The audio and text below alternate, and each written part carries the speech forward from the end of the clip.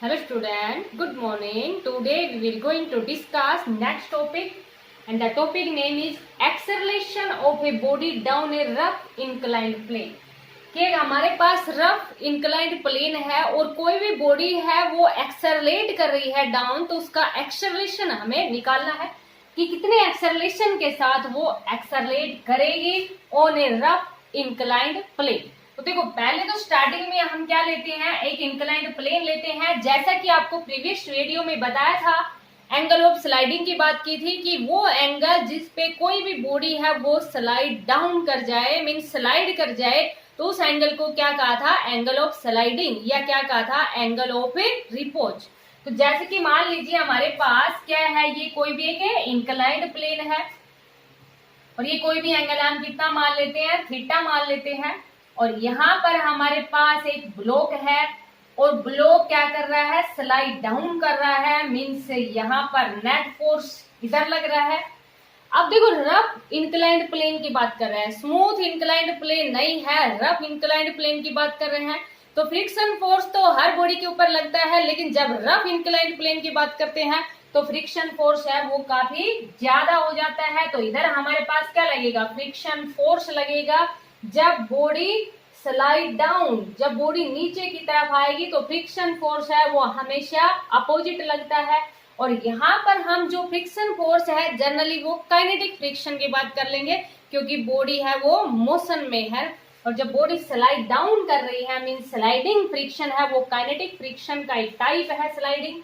ठीक है बेटा, तो यहाँ पर ये जो फ्रिक्शन फोर्स है इसको भी हम क्या कह देंगे, काइनेटिक फ्रिक्शन बोल देंगे या जनरली फ्रिक्शन फोर्स बोल दोगे। ठीक है, अब देखो जैसे मान लीजिए कोई भी बॉडी है, अगर ये स्मूथ सरफेस होता, सॉरी हॉरिजॉन्टली सरफेस होता तो वेट एक्टिंग वर्टिकली डाउनवर्ड, लेकिन ये एंगल थीटा है, मींस इंक्लाइनेशन एंगल थीटा है, तो यहाँ पर जो वेट है वो भी एंगल थीटा से एक्ट करेगा।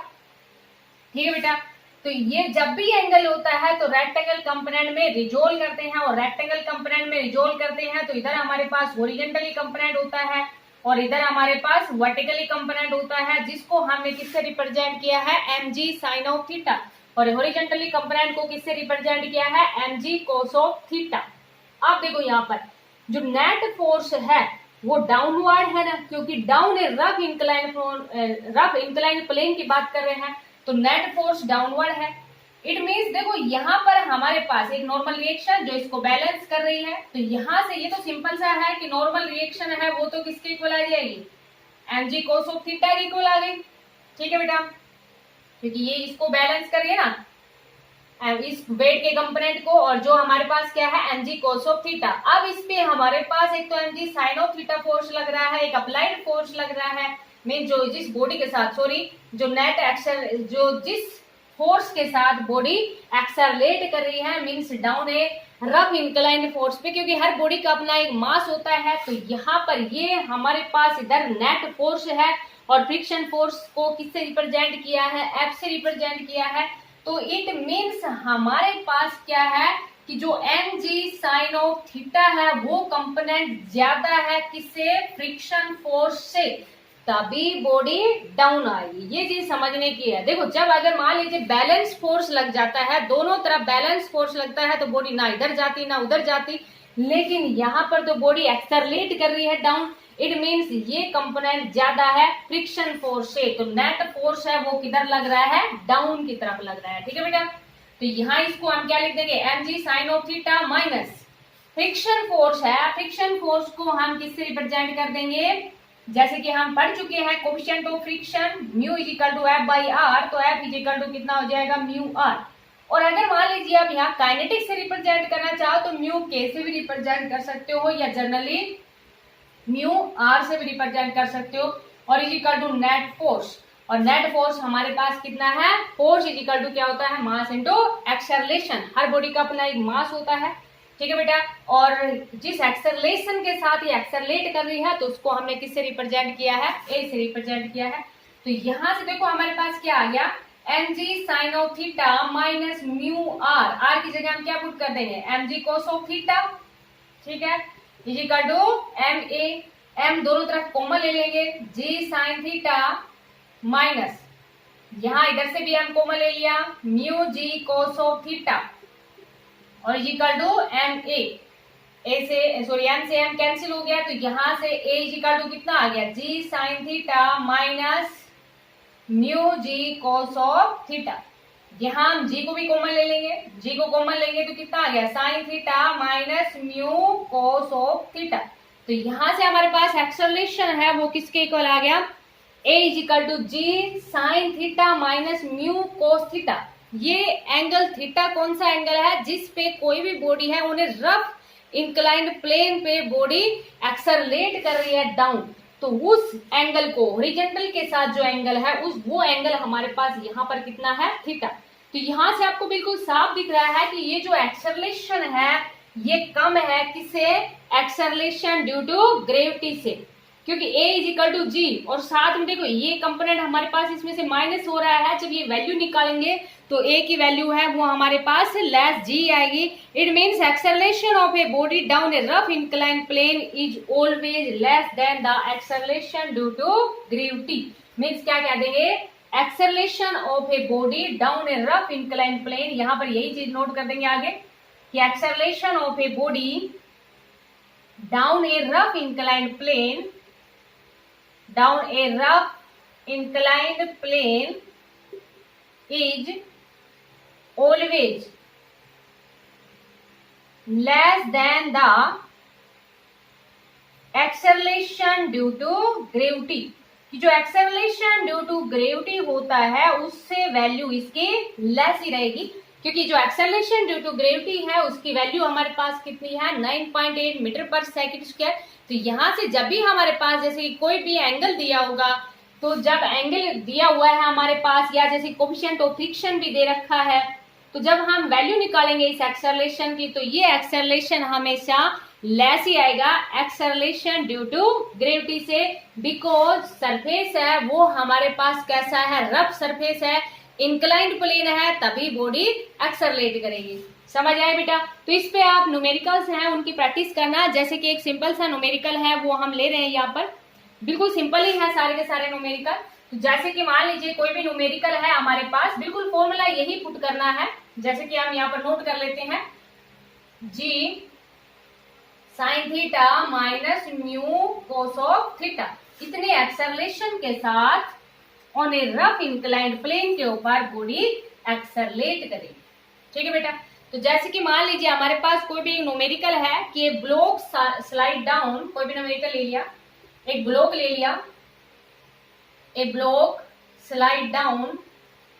अब देखो यहाँ पर हम किसकी बात कर रहे हैं, रफ इंक्लाइंड प्लेन की बात कर रहे हैं, तो न्यूमेरिकल में भी हम ये ले लेते हैं कि block slide down and on a rough inclination plane, slide down of या in a rough inclined plane, rough inclined plane,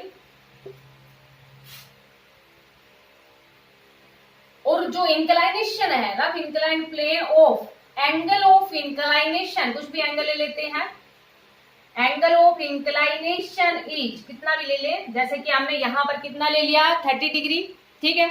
and the acceleration है वो भी हमारे पास दे रखा है with an acceleration of g/4, find the coefficient of kinetic friction. जैसे कि हमें यहाँ पर क्या निकालना है, कोफिशिएंट ऑफ काइनेटिक फ्रिक्शन निकालना है। जैसे कि अभी आपको बताया था कि क्योंकि ये जनरली हम फ्रिक्शन भी बोल दें इसको, सॉरी कोफिशिएंट ऑफ फ्रिक्शन भी बोल दें, नहीं तो बॉडी है वो मोशन में है, मीन स्लाइड डाउन है, और स्लाइडिंग एक काइनेटिक फ्रिक्शन का टाइप है, तो यहाँ पर हम इसको क्या कह देंगे, कोफिशिएंट ऑफ काइनेटिक फ्रिक्शन भी कह देंगे। समझ में आया बेटा।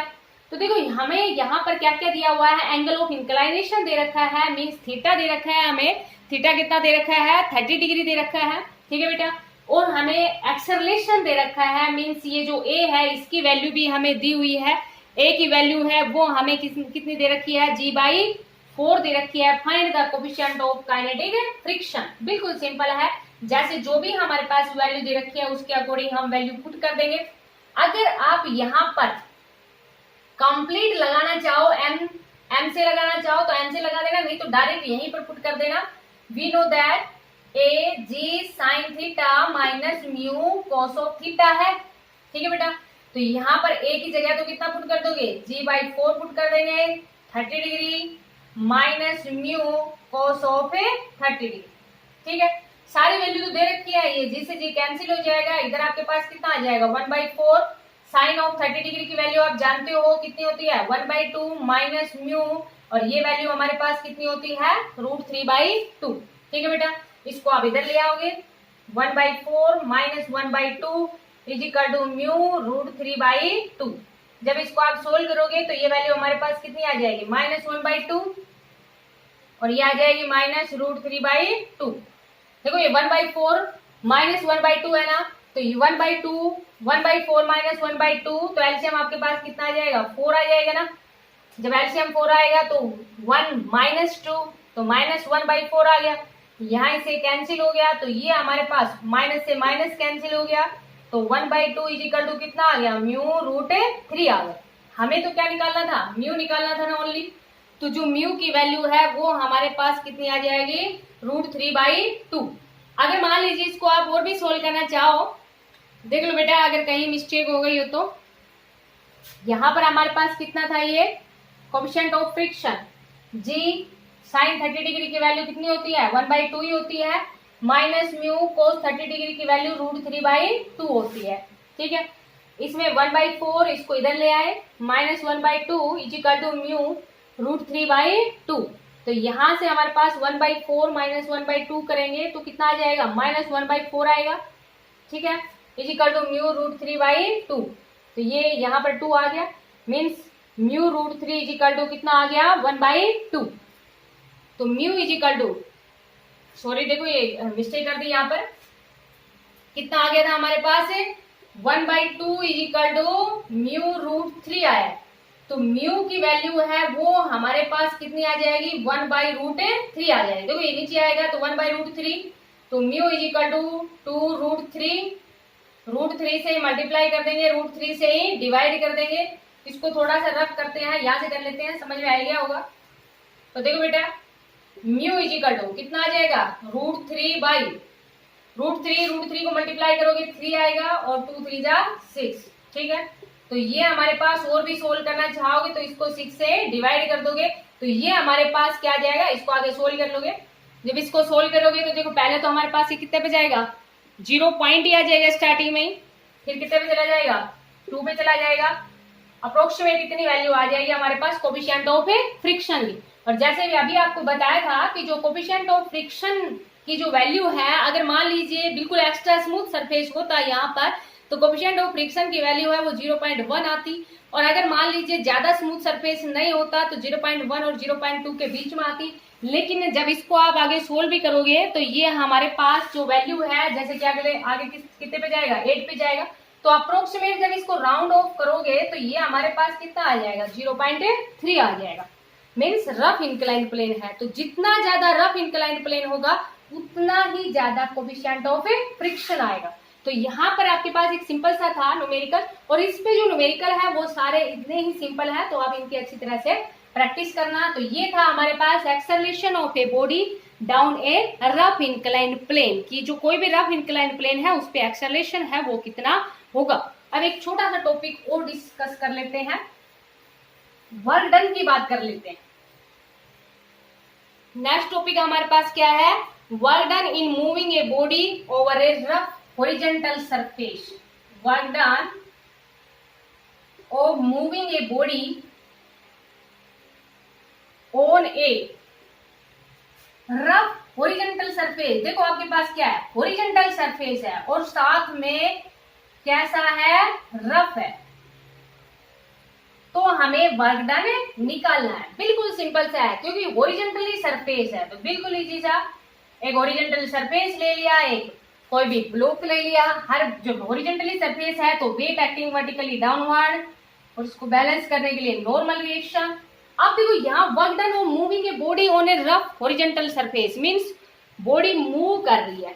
अब बॉडी मूव कर रही है तो ये तो कह नहीं रही कि बॉडी लेफ्ट में मूव कर रही है राइट में मूव कर रही है, तो जनरली हम बॉडी को राइट में मूव करवाते हैं। इट मीन्स अप्लाइड फोर्स इधर लगाते हैं तो फोर्स ऑफ फ्रिक्शन है वो इस साइड लगेगा। ये बात तो समझ में आएगी होगी, क्योंकि यहाँ हमारे पास एक तो हॉरिजॉन्टली सरफेस है, दूसरा सरफेस है वो कैसा है, रफ है, और जब रफ सरफेस है तो हमें एक्स्ट्रा वर्क करना पड़ेगा। एक्स्ट्रा वर्क करने का मीन्स जैसे कि ये ब्लॉक यहाँ था तो इसको, क्योंकि वर्क डन हमारे पास क्या होता है, फोर्स मल्टीप्लाई डिस्प्लेसमेंट होती है, इट मीन्स इसको कुछ डिस्प्लेसमेंट आएगा इसका, या उसको कुछ डिस्प्लेस करेंगे तभी हमारे पास वर्क डन आएगा। तो वर्क डन है वो हमारे पास क्या होता है, फोर्स मल्टीप्लाई डिस्प्लेसमेंट, बिल्कुल सिंपल सा है। अब यहाँ पर जो बॉडी डिस्प्लेस हो रही है तो डिस्प्लेसमेंट हमने किससे रिप्रेजेंट कर दिया, एस से रिप्रेजेंट कर दिया।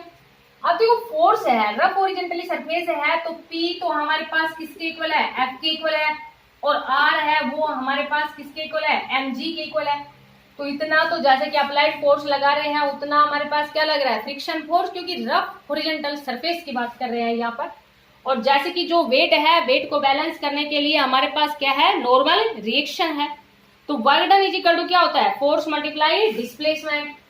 तो work done is equal to force P multiply displacement S, लेकिन P किसके इक्वल है, F के इक्वल, और इंटू S, और F इज इक्वल टू कितना होता है, म्यू आर इंटू S। तो W is equal to mu R की जगह कितना पुट कर दोगे, mg। तो work done over a rough horizontal surface किस फॉर्मूले से कैलकुलेट करेंगे, म्यू mg इंटू S से कैलकुलेट करेंगे, जहां पर म्यू तो हमारे पास, क्योंकि यहाँ पर रफ की बात कर रहे हैं तो इट मीन्स ये जो कोफिशिएंट ऑफ फ्रिक्शन है इसकी वैल्यू काफी ज्यादा होगी, तो इसको इग्नोर तो कर नहीं सकते। तो म्यू mg बॉडी का वेट कितना है और कितना इसको डिस्प्लेस किया गया, अगर ये वैल्यू पता है हमें तो हम क्या निकाल सकते हैं, वर्क डन निकाल सकते हैं। तो बिल्कुल सिंपल सा टॉपिक था, work done of a moving body on a rough horizontal surface, कि अगर एक रफ हॉरिजॉन्टल सरफेस है तो वर्क डन हम कैसे कैलकुलेट करें। तो इनको आप अच्छे से अंडरस्टैंड करना। Thank you, have a nice day.